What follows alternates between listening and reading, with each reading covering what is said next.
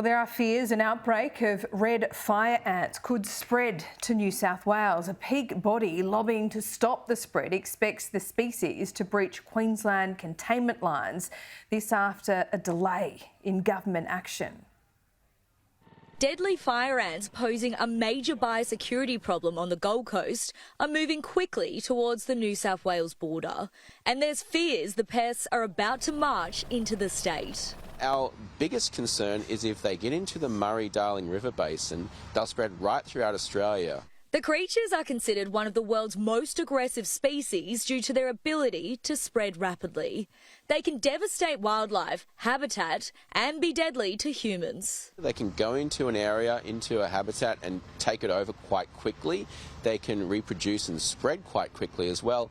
They're also fatal to humans. Reece Pianta, who's been lobbying to stop the spread of fire ants, fears the window for government action is closing. If they break containment and get out of control, they're going to be a $2 billion per year hit to Australia's economy. The nation's agriculture ministers met last week to discuss the outbreak, fast-tracking $60 million in funding to eradicate the venomous creatures. A figure the Invasive Species Council says is less than 1/3 of the annual amount needed. But unfortunately, it's not quite enough. The government's own report from 2021 called for an urgent increase of $200 million per year at least for fire and eradication.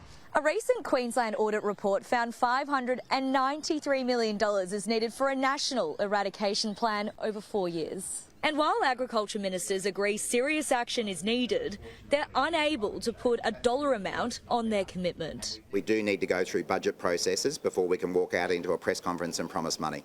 Reports of the venomous ant have grown across the Gold Coast, with concern it could even shut down beaches and impact the tourism industry. Very concerned because we get more and more notifications every week of new nests in specific areas. The state's agriculture minister is looking further at the issue. Minister Furner is working very closely with Biosecurity Queensland in relation to this. He'll have more to say about that in coming days. Lauren Forbes, Sky News Gold Coast.